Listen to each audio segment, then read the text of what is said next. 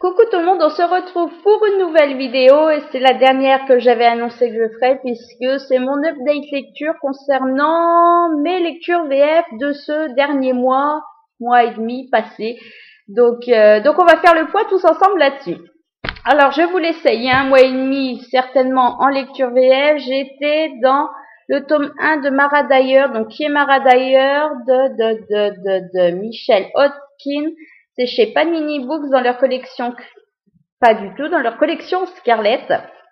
Et le bilan de tout ça, c'est que déjà, c'est un livre que j'attendais vachement parce que voilà, j'en avais déjà beaucoup entendu parler avant sa sortie.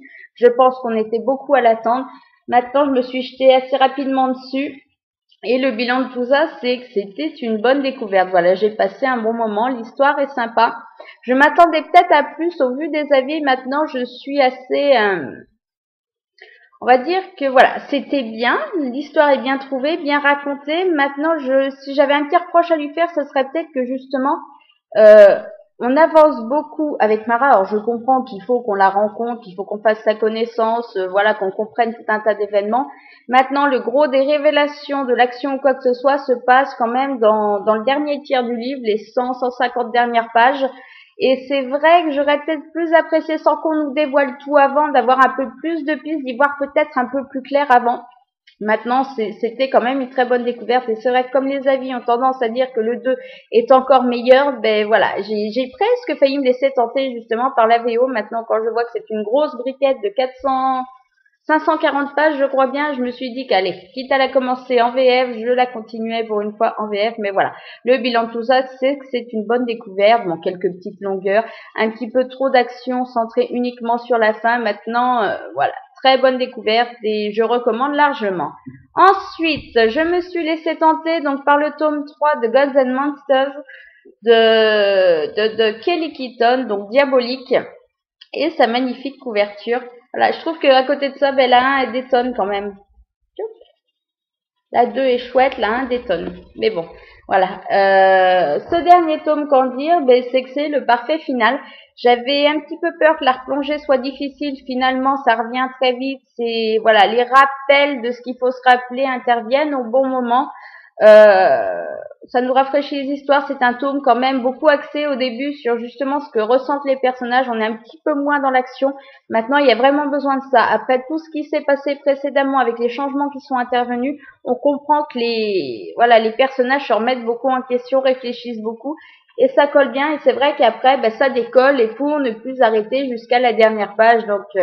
Donc là aussi, un très bon final, une série que j'ai beaucoup appréciée parce que voilà, la mythologie est vraiment sympa, bien trouvée. Elle sortait de ce qu'on a l'habitude de suivre comme histoire. Voilà, en plus le contexte, voilà, on est dans la Nouvelle-Orléans, mais après justement Katrina dévastée, voilà, peuplée de vampires, tout ça. Enfin, c'est un petit peu particulier et c'est vraiment sympa, c'est rafraîchissant, ça change justement de ce qu'on retrouve souvent.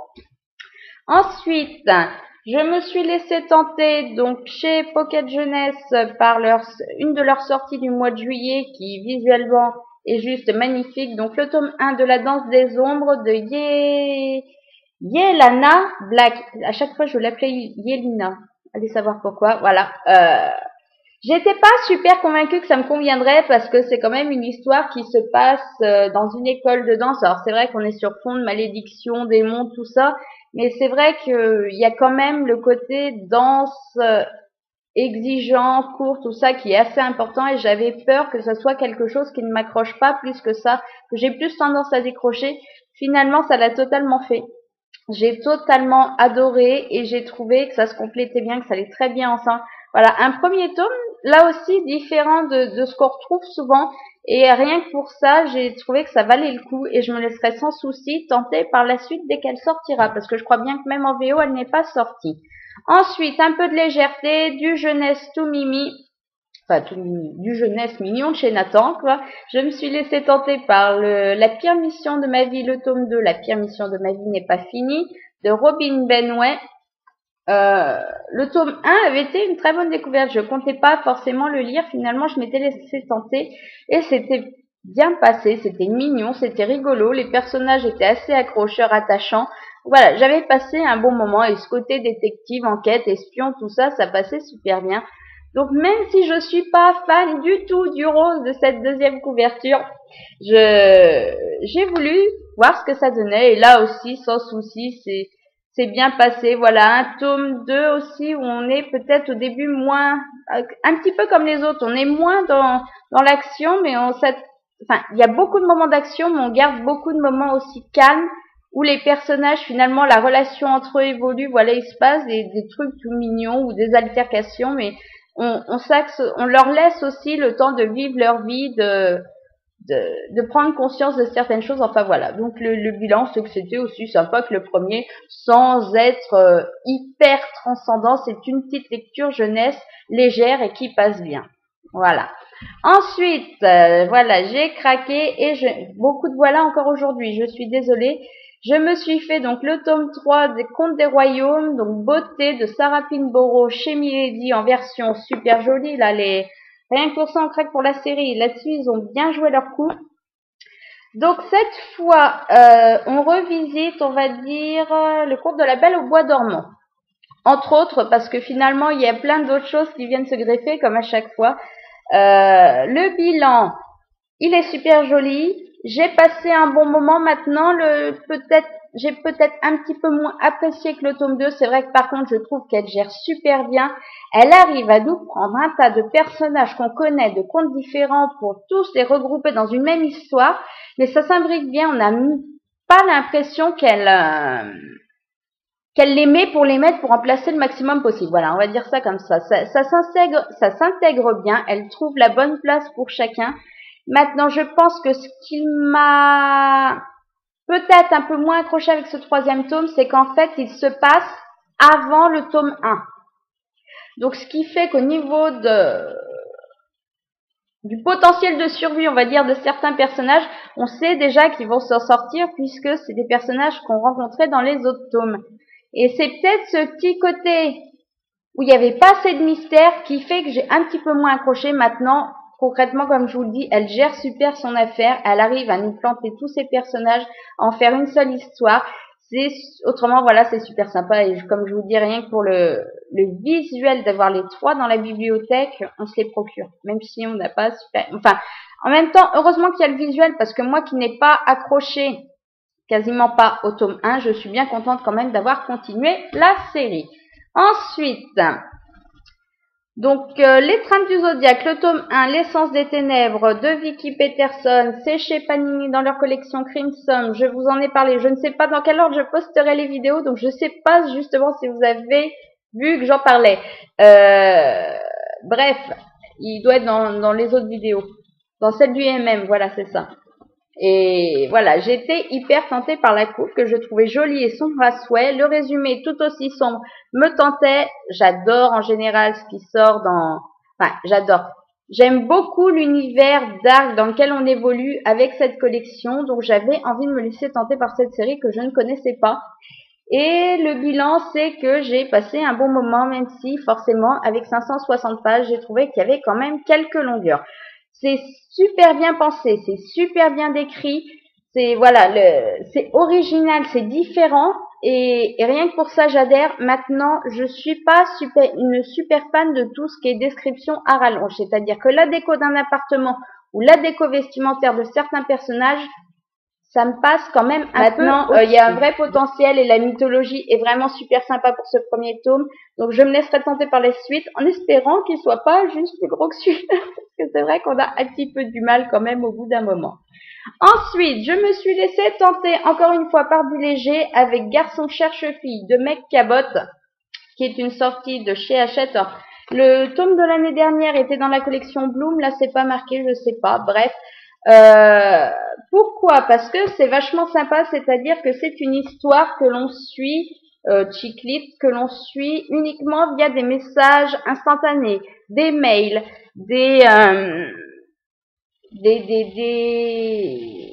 quoi d'autre, des morceaux de journal intime, des pensées mises par écrit du personnage, enfin voilà.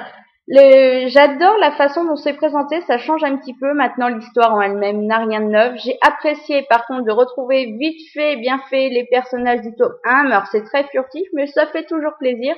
Donc c'était une bonne découverte et je me laisserai tenter par le tome 3 quand il sortira l'année prochaine. Sans là aussi révolutionner le genre, c'est une lecture facile, sympathique, légère et sans prise de tête.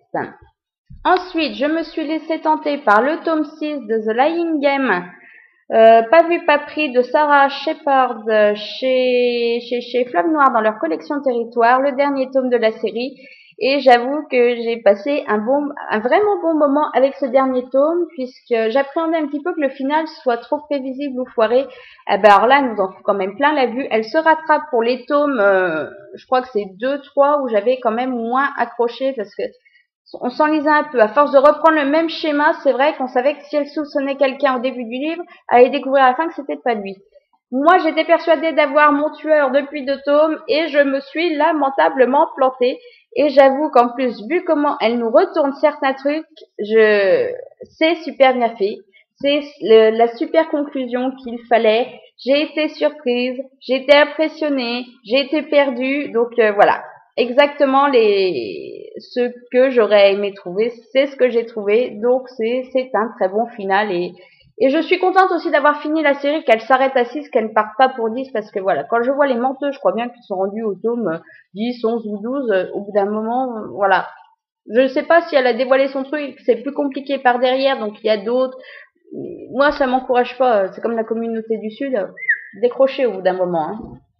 Bref, ensuite, je me suis lu Bodyfinder, le tome 2, L'appel des âmes perdues de Kimberly Derstings, c'est chez Pocket Jeunesse, c'est une sortie du 21 août. Et le bilan, c'est que j'avais adoré l'année dernière le tome 1, que j'ai beaucoup aimé ce tome 2. Maintenant, il y a quand même quelques petites choses qui m'ont gênée. Je trouve qu'au niveau de l'intrigue, parce que on va commencer le tome, elle va trouver le corps d'un petit garçon. Et pour moi, ça devait se jouer là-dessus. Et en fait, on passe encore une fois ce deuxième tome, je crois que c'est un truc redondant des tomes 2 qui est assez récurrent. On passe beaucoup de temps sur les deuxièmes tomes à ce que le personnage réfléchisse, se remette en question, se demande s'il doit ou non dévoiler son secret. Enfin voilà, Violette, elle est vachement là-dedans, et ce qui fait que cette enquête passe complètement au second plan. On y revient sur la fin, mais c'est vrai qu'entre-temps, en plus, elle s'occupe d'un autre problème. Et j'ai trouvé que voilà, finalement, on lui a peut-être pas accordé toute la place qu'il aurait dû. Maintenant, ça m'a pas gêné plus que ça parce qu'elle, c'est pas comme si on tournait en rond non plus tout du long du tome. Et ce qui m'a un petit peu plus gêné par contre, c'est le fait que Violette est quand même, j'ai trouvé un petit peu coconne sur ce coup-là parce que elle sort donc depuis le tome 1 avec son meilleur ami Jay. Désolée si j'ai spoilé, zut, mince. Bon, c'est pas une grande révélation, il se tourne autour depuis la première page du tome 1, bref. Mais et puis à un moment de temps, elle se barre dans un truc, elle lui dit un truc et elle lui dit un truc, désolé. Enfin, si vous voulez, en gros, il prend pas son parti à un moment sans qu'elle lui demande non plus de le prendre.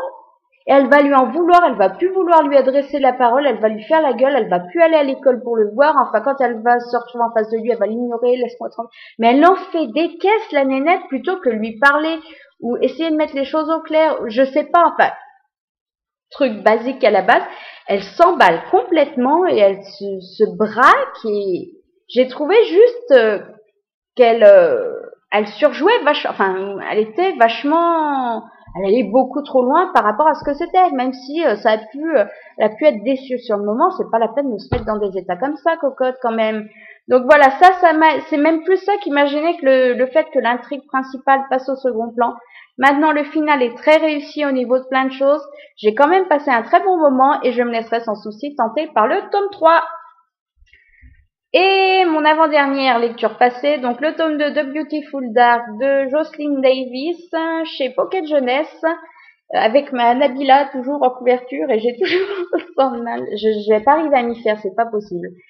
Là, par contre, ça a été plus difficile puisqu'en commençant ma lecture, comme je le disais, je ne me souvenais pas du tout du tome 1. J'avais vu que je l'avais plutôt bien noté puisque je lui avais mis 16. Que je me souvenais par contre que les deux garçons qui se battent un petit peu pour Sky étaient très opposés puisqu'on avait le blond, le brun, le gentil, le méchant, celui aux yeux bleus, celui aux yeux noirs. Voilà, poussé au maximum. Bon, à la limite, on s'y fait, c'est, voilà. Mais sorti de là, je ne me souvenais de rien. Même pas du grand événement de fin de tome 1. Quand on m'en a parlé au début de celui-là, je me suis dit, ah oui, c'est vrai qu'il y avait un truc comme ça. Sauf que tout ce qu'on m'a raconté à côté concernant le tome 1, que ce soit à 10, 20, 50, 70%, aucun souvenir. C'est quand même hallucinant. Je ne me souvenais pas de ses amis. Sa copine, elle est censée avoir eu, je crois bien, un accident de voiture. Alors apparemment, c'est lié à elle. Toujours rien. Si vous vous en souvenez, que vous voulez me rafraîchir la mémoire, allez-y, faites-vous plaisir, parce que franchement, voilà. Donc, sans vraiment me gêner, parce qu'il y a beaucoup de rappels, donc même si on se souvient pas des événements, on arrive à replacer un peu le truc. J'ai pas été aussi immergée dans l'histoire que je l'aurais voulu. Voilà, j'ai eu ce gros blanc, et c'est la première fois que ça m'arrive, même rendu à la fin du tome 2, j'ai toujours le même blanc concernant l'histoire du tome 1. Je sais pas, voilà, je peux pas en dire plus. Donc l'histoire, sinon, c'est sympa. Là aussi, on tourne un peu en rond. Là aussi, décidément, j'ai de non sortir les lectures en ce moment où les personnages se remettent en question, se posent beaucoup de questions. Par contre, Sky, j'ai trouvé qu'elle n'était pas super fair-play dans son comportement, puisqu'elle est censée, dans ce tome, de choisir un camp, qu'elle dit qu'elle le fait depuis les premières pages. Sauf que un coup elle va vers l'un des cocos, il a à peine le dos tourné qu'elle va vers l'autre, et elle retourne vers l'un. Enfin, elle fait un petit peu la grosse girouette, sans que ça lui pose vraiment de soucis. Apparemment, eux non plus, puisqu'ils s'en rendent compte, mais ils lui font pas de réflexion. J'ai trouvé ça très très bizarre quand même, mais bon, pourquoi pas. Maintenant, le final est quand même plutôt bien réussi. Voilà, il y a un gros changement qui intervient, et rien que pour ça, j'aurais envie de lire le tome 3, même si je m'attendais quand même plus avec ce tome 2, et si j'en arrive au point, je me dis de pas me souvenir du tout du tome 1, même quand on me rafraîchit la mémoire, c'est que c'était pas super mémorable non plus. Maintenant, je me dis, il y a un potentiel au niveau du tome 3, donc on verra bien ce que ça donne. Et enfin, ma dernière lecture, je me suis fait les tomes 1 et 2 de la BD The Walking Dead. Et j'ai beaucoup aimé. Voilà, ça faisait longtemps que je voulais me lancer. Maintenant, elles sont quand même pas données parce que même là, en album double chez Françoise Lire, c'est dans les 20 €. Donc voilà, bon, enfin, comme toutes les BD, vous me direz. Mais voilà, j'ai toujours un peu de mal parce que c'est vrai que ça se lit très vite. Donc à sortir beaucoup d'argent pour si peu de temps de lecture, voilà.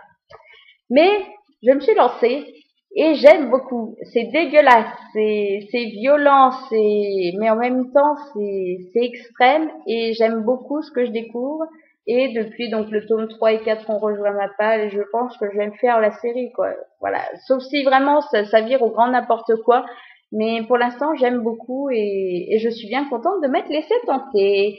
Donc voilà, j'ai été plus rapide que pour les VO pour faire le poids sur mes lectures VF. Dans l'ensemble, de bonnes découvertes. Vous l'avez vu, beaucoup de personnages qui se remettent quand même en question et qui pensent beaucoup à leur avenir, à ce qu'ils sont ou quoi que ce soit. Dans l'ensemble, des lectures sympas. Si je ne devais en retenir qu'une, tiens, c'est une bonne question, j'aurais peut-être pu y réfléchir avant, ça aurait été plus sensé. Non, je retiens un peu de tout finalement. Voilà, il y en a, ça a été dans l'ensemble de bonnes découvertes. Maintenant, il n'y a pas eu non plus un truc hyper mémorable. The Lying Game, le dernier, était très réussi. Voilà, La Danse des Ombres, très bonne découverte. The Walking Dead, bon, c'est différent, c'est de la BD, donc je le compte pas vraiment comme une lecture normale, mais de très bonnes lectures, d'autres un petit peu moins réussies, plus mitigées, mais voilà. On a fini de faire le point, donc comme pour une fois j'ai pas fait trop long, je ne vous dérange pas plus longtemps, je vous dis à bientôt pour une nouvelle vidéo qui sera, je sais pas, je vais peut-être voir si j'ai pas des tags à faire ou des trucs comme ça changerait un petit peu, je trouve ça sympa. Donc je vous dis de toute façon à plus tard, de très bonnes lectures, une très bonne semaine, bonne rentrée aux enfants, et à bientôt!